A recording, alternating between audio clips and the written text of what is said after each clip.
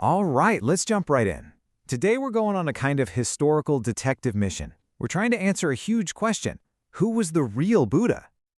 You've probably seen an image just like this one, right? Super calm, totally peaceful. It's a symbol that pretty much everyone on the planet recognizes.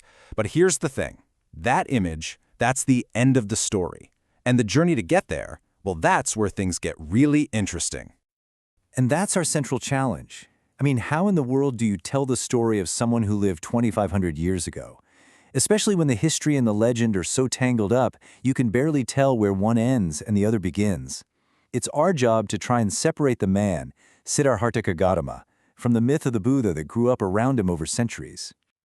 So to get started, we really have to dig into that core tension, the actual historical person versus the legendary icon he would become. Okay, first thing you need to know, and this is a big one, Buddha isn't his name. It's a title. It comes from this ancient Sanskrit word, bud, which basically just means to awaken. So the Buddha is the one who woke up. The guy who eventually earned that title, his name was Siddhartha Gautama. And yeah, he was a prince from a clan called the Shakya. So what does it really mean to be awakened? I think this quote just nails it. It's not about waking up from a nap. It's about waking up from this deep sleep of ignorance and finally seeing reality for what it actually is, with total clarity. Now, let's dive into the story most of us have probably heard, the incredible legend of the prince who seemed to have it all. The traditional story is just so powerful. You've got Siddhartha, raised in a palace, totally sheltered from anything bad by his father. But, of course, one day he gets out and is hit with what are called the four sights. He sees an old person, a sick person, a dead body, and it just shakes him to his core. But then he sees a peaceful, wandering ascetic, and something clicks. He knows he has to leave his life of total luxury to find an answer to all this suffering he just saw. And this is that moment, the great departure. I mean, can you imagine? In the middle of the night, he just walks away from his wife, his newborn son, his entire kingdom. It's this incredibly dramatic turning point that kicks off his whole quest for truth. So, that's the powerful legend. But now, it's time to put on our historian hats and start searching for the real Siddhartha. And this is where the real detective work begins. That story is compelling, absolutely. But it was written down centuries after he died. So what do we really know? What's the actual hard evidence from closer to his lifetime? And right away, we hit a massive wall. Nobody wrote anything down when the Buddha was alive, or for the next 100, maybe 200 years after. Everything was passed down orally, from person to person. That means there's at least a 2-century gap between his death and the very first piece of physical evidence that even mentions his name. That is a huge problem for a historian. This contrast really says it all. On the left, from a much, much later text, you've got this wild, miraculous birth story. You know, classic legend stuff. But on the right, that's the oldest physical evidence we have. It's a simple stone pillar, and the inscription just says, "This is where Buddha, sage of the Shakyas, was born." No miracles, no magic, just a historical marker. And you can literally watch the story get bigger over time. It starts with these tiny factual inscriptions. Then hundreds of years go by, and you start to get the first full biographies, and they're getting more poetic.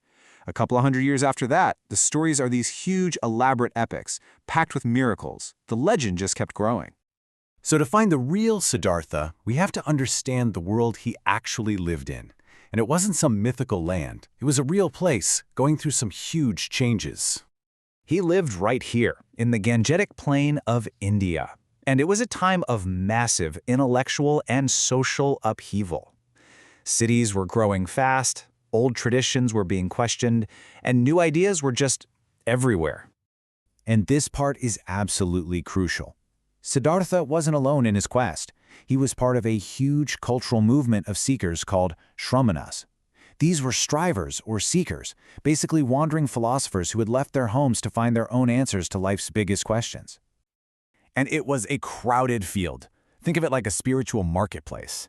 The early texts mention over 60 different schools of thought, all out there competing for followers, debating their ideas.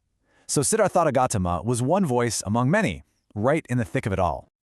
So with all that context in mind, let's get back to Siddhartha's personal story and that breakthrough moment he was searching for. Now, like a lot of those other Shramanas, Siddhartha first tried going to the absolute extreme. He practiced severe asceticism. He fasted until he was little more than a skeleton, believing that if he could punish his body, he could free his spirit. And this statue, wow, it really captures that intense period of his life. But it didn't work. He realized that neither his old life of total pleasure as a prince, nor this new life of total self-torture led to any real understanding. And this led to his key insight, what he called the middle way, a balanced, moderate path right between those two extremes.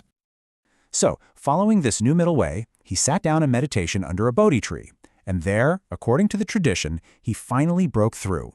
He gained this profound insight into the true nature of suffering and how to end it. He woke up. And in that single moment, Siddhartha Gautama became the Buddha. But you know, that awakening wasn't the end of his story. Not at all. In many ways, it was just the beginning.